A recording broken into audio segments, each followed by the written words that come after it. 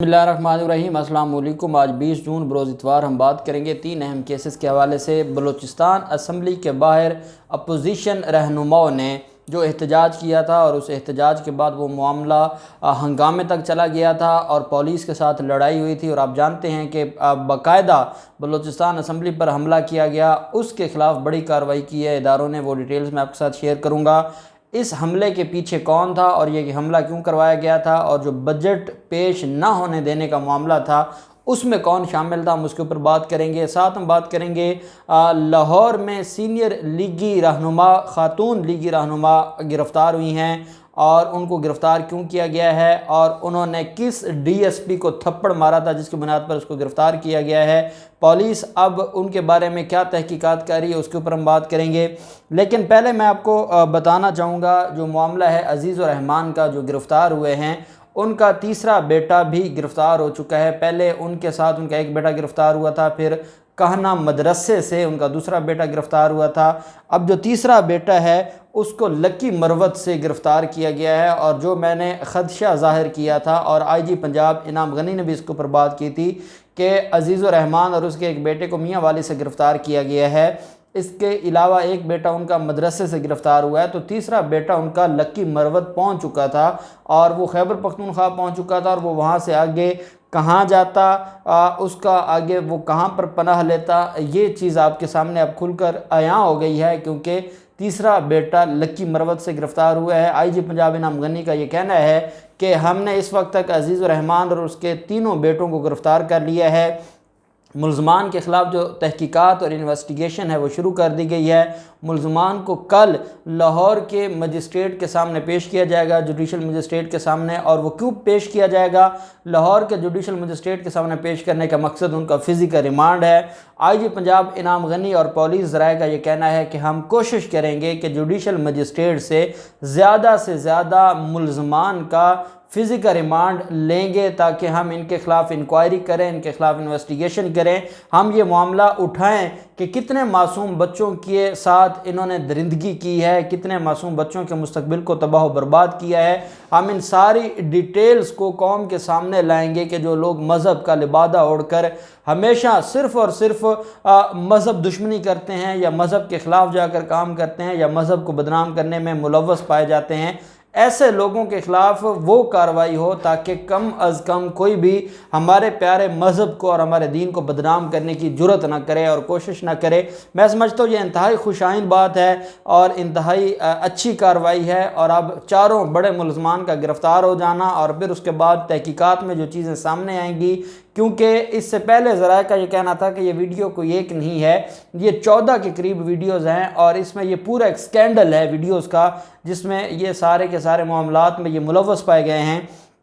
अब देखना यह है कि कल जब जिस्मानी रिमांड लिया जाता है तो उसके बाद पुलिस क्या तफ्तीश करती है और ये जो दरिंदगी है ये कहाँ जाकर रुकती है और कहाँ जाकर इसका खुरा निकलता है, ये सारी डिटेल्स कल के फ़िज़िकल रिमांड के बाद पुलिस की इन्वेस्टिगेशन में पता चलेंगी। दूसरी तरफ आप जानते हैं कि 17 जो अरकान सूबाई असम्बली अपोजिशन के 17 अरकान हैं बलूचिस्तान की सूबाई असम्बली के, इनके ख़िलाफ़ मुकदमा दर्ज कर लिया गया है और ये पुलिस की मुद्दत में मुकदमा दर्ज किया गया है। जैसा कि इस बार जो कौमी असम्बली में बजट पेश किया गया वहाँ पर जो अपोजिशन के अरकान का जो मामला था, आप जानते हैं कि जिस तरीके से उन्होंने गालम गलूत शुरू की और इसके बारे में ज़रा ये भी कहते हैं कि शहबाज शरीफ की तकरीर, शहबाज शरीफ जो 70 साल का बूढ़ा बीमार शख्स है, कैंसर ज़दा, जिसने अदालतों से इस बुनियाद पर रिलीफ लिया, लेकिन वो 4 घंटे मुसलसल 4 दिन वो अपनी तकरीर मुकम्मल करने की कोशिश करता रहा। वहाँ कोई बीमारी नहीं थी, वहाँ कोई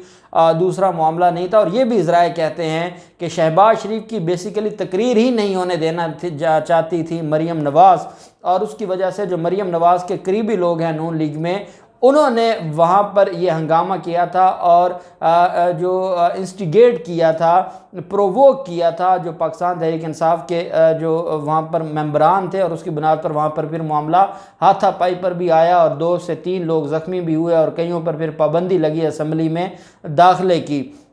वहीं पे आप बलूचिस्तान में आप ये जानते हैं कि जमीयत उलमा इस्लाम फ़े की अपोजिशन है और जमीयत उलमा इस्लाम फ़े के लोग हैं और इसके अलावा बाकी जो छोटी मोटी जमातें हैं या पख्तून जमातें हैं उसमें भी आप जानते हैं अचकजई जैसे लोगों का कितना किरदार है। इन्होंने असल में नवाज़ शरीफ और मरीम नवाज़ का जो एजेंडा था पाकिस्तान को नुकसान पहुंचाने का, और बलूचिस्तान असम्बली में इन्होंने इस एजेंडे को पूरा करना था, क्योंकि कौमी असम्बली में वो जो रिज़ल्ट्स वो चाहते थे वो पूरे ना कर सके, वो हासिल ना कर सके।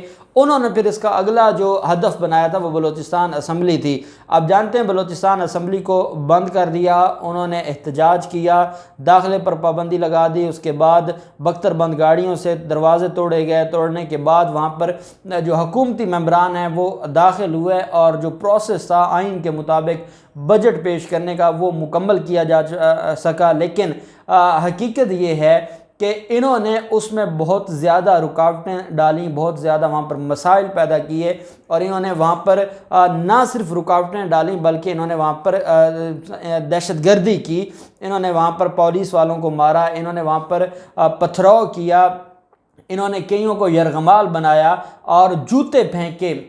जो वज़ीर आला बलूचिस्तान है उनके ऊपर जूते फेंके गए, और इसके अलावा असम्बली के ऊपर जूते फेंके गए, और ये बाकायदा फ़िज़िकली उन्होंने ये सारी एक्टिविटीज़ की। तो मैं समझता हूँ कि इसके बाद इनके ख़िलाफ़ कार्रवाई का होना बड़ा ज़रूरी था, क्योंकि सिर्फ आप ये कहें कि ये मेंबरान असम्बली हैं और ये असम्बली की चाहें जैसे तौहीन करें या बेतौकीरी करें, इनके पास ये इख्तियार नहीं है। ये अवाम के नुमाइंदे हैं या अवाम के ये मुलाजिम बनकर जाते हैं असम्बलियों में सिर्फ़ और सिर्फ कानून साजी करने के लिए और अवाम के लिए कानून साजी करने के लिए। लेकिन ये उन ऐवानों को जो हमें ये हर रोज़ पढ़ पढ़ कर सुनाते हैं, आइन पाकिस्तान के वो आर्टिकल्स जिसमें लिखा है कि ये आइन मुकद्दस है और ये आइन सुप्रीम है और पार्लियामेंट सुप्रीम है और सिविल सुपरमेसी है, ये है इनकी पार्लियामेंट सुप्रीम, ये है इनके ऐवान का तकद्दुस। जो अपने ऐवान का ख़ुद तकद्दुस नहीं करेगा वो दूसरों से कैसे ये उम्मीद रखेगा कि उनके ऐवान की कोई जो इज़्ज़त करेगा या उनको कोई ऑनर देगा। इन्होंने जो कुछ किया उस पर क्वेटा पुलिस ने अपोजिशन के 17 अरकान सूबाई असम्बली के ख़िलाफ़ मुकदमा दर्ज कर लिया है, और दूसरी जानब वज़ीर आला बलूचिस्तान और पुलिस अफसरान के ख़िलाफ़ अपोजिशन की भी एक दरख्वास्त थी मुकदमा दर्ज कराने की, और उसमें यह कहा गया कि वज़ीर आला बलूचिस्तान ने और पुलिस वालों ने हमारे ऊपर हमला किया और हमें जान से मार देने के लिए बख्तरबंद गाड़ी हमारे ऊपर चढ़ा दी गई। अपोजिशन अरकान असम्बली के ख़िलाफ़ मुकदमा बिजली रोड पुलिस स्टेशन के SHO की मुद्दत में दर्ज किया गया है। मुकदमे में कार सरकार में मुदाखलत, कोरोना SOPs की खिलाफ वर्जी और पुलिस अहलकारों पर हमले की दफ़ात शामिल हैं। मुकदमे के मतन के मुताबिक जुम्मा को बजट इजलास के मौके पर अपोजिशन अरकान ने अपने हामियों के साथ मिलकर असम्बली गेट ज़बरदस्ती बंद कराए, पुलिस एहलकारों के साथ धक्कम पेल की और उन पर हमले किए, वर्दियाँ फाड़ी, जिससे 5 पुलिस एहलकार शदीद ज़ख्मी हो गए। और फिर उसके बाद जो मामला है वो आप जानते हैं कि वहाँ पर एक पूरा जो बलूचिस्तान असम्बली थी वो अहाता जंग बना दिया इन्होंने, और वहाँ पर इन्होंने सरेआम दहशतगर्दी की और इन्होंने अपने हलफ का तमाशा बनाया। जो इन्होंने हलफ उठाया है उस हलफ की इन्होंने बेतौकीरी की। दूसरी तरफ आप जानते हैं कि पाकिस्तान में एक मामला है और उस मामले पर एक ख़ास तरह की कैंपेन चलाई जा रही थी, और एक सूबाई वज़ीर पर पहले ये इल्ज़ाम लगाया जाता है और वो सूबाई वज़ीर पर जो इल्ज़ाम लगता है उसके बाद फिर मामला चला जाता है एहतजाज की तरफ, और एहतजाज में ये जो मामला है इसको ख़राबी की तरफ लाया जाता है। और ये जो इनके बारे में मामला था, साबिक इंचार्ज काशाना वेलफेयर, ये काशाना वेलफेयर की साबिक इंचार्ज हैं अफशान लतीफ़। इन्होंने एक पहले भी एक मामला उठाया था और उस मामले पर फिर तहकीकात हुई थी और इनका ये साबित नहीं कर सके थे, जिसकी वजह से इनको मुअत्तल कर दिया गया था। जब इनको मुअत्तल कर दिया गया तो इनको ये लगा था कि ये जिस तरीके से हुकूमत की बदनामी करवा रही हैं तो उस पर हुकूमत घर चली जाएगी और बड़ा एक स्कैंडल मैं सामने लेकर आऊँगी, लेकिन उस पर तहकीकात हुई और कुछ ना निकला उस मामले से। फिर इन्होंने एहतजाज किया IG ऑफिस के बाहर और दौरान एहतजाज पुलिस अफसर को थप्पड़ मारे थे। अब मेंटालिटी देखें कि वो आपने वीडियो भी देखी होगी कि एहतजाज के दौरान एक डीएसपी को उसके मुंह पर थप्पड़ मारना, इस मेंटेलिटी की एक खातून वो ये कहती है कि मैं हुकूमत के ख़िलाफ़ एहतजाज कर रही हूँ और इमरान खान के ख़िलाफ़ एहतजाज कर रहा हूँ। ज़राए के मुताबिक वो बेसिकली उसको प्री प्लान तैयार किया गया था और उसके पीछे जाती उम्रा के लोग थे और वो जाती उम्रा के लोग उसको इस एजेंडे पर इस्तेमाल कर रहे थे। अफशा लतीफ़ को इन्वेस्टिगेशन पुलिस टाउनशिप ने गिरफ़्तार किया है और ना सिर्फ उनको गिरफ़्तार किया, उनके शोहर को भी गिरफ़्तार किया है। मुकदमा नंबर है 659/21 और इस मुकदमे में दोनों मियाँ बीवी से तफ्तीश शुरू कर दी है और इसमें यह कहा गया है कि अफशा लतीफ़ ने आईजी ऑफिस के बाहर दौरान एहतजाज डीएसपी सिक्योरिटी को थप्पड़ मारा था और ख़ातून का यह कहना था कि डीएसपी ने पहले मुझे धक्के दिए जिस पर मैंने थप्पड़ मारा। लेडी कांस्टेबल्स ने ख़ातून को उस वक्त हिरासत में लिया था लेकिन बाद में छोड़ दिया गया था और उसके बाद फिर मुकदमा दर्ज किया और उस मुकदमा में ये गिरफ़्तारी अमल में लाई गई। मरियम औरंगज़ेब की तरफ से ये कहा गया है कि अफशा लतीफ़ की गिरफ़्तारी ये आवाज़ दबाने की कोशिश है और जो भी राइट टू स्पीच है ये उस पर हमला है और ये फंडामेंटल राइट है, उसको बोलने की इजाज़त नहीं है। वो इमरान खान के ख़िलाफ़ सरापा एहतजाज थी, इस वजह से उनको गिरफ़्तार किया गया है। काशाना वेलफेयर की सुप्रिटेंडेंट अफशा लतीफ़ ने कुछ अर्सा कबल सूबाई वज़ीर समाजी बहबूद पर लावारिस बच्चियों के साथ ज़बरदस्ती शादी कराने का इल्ज़ाम आयद किया था और इंक्वायरी के बाद फिर वो मामला आप जानते हैं कि उनका झूठ साबित हुआ था और उसमें बाकायदा जो है वो काशाना वेलफेयर में जाकर इंटरव्यूज़ लिए गए थे और उनसे पूछगछ की गई थी। तो ऐसी कोई बात नहीं थी, लेकिन फिर भी जो भी मामला था डीएसपी को थप्पड़ मारना ये ज़रूरी ये इसमें इसकी कानून इजाज़त नहीं देता। जैसे जब शहबाज शरीफ पेश होने आए थे और एक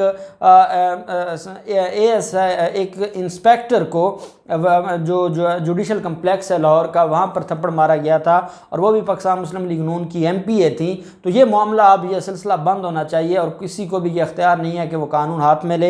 देखते हैं इन सारे मामलात में क्या होता है, जो भी डिटेल्स होंगे हम आपके साथ शेयर करते रहेंगे। अल्लाह पाक पाकिस्तान कामयाब नासिर हो। बहुत शुक्रिया। अल्लाह हाफिज़। पाकिस्तान जिंदाबाद।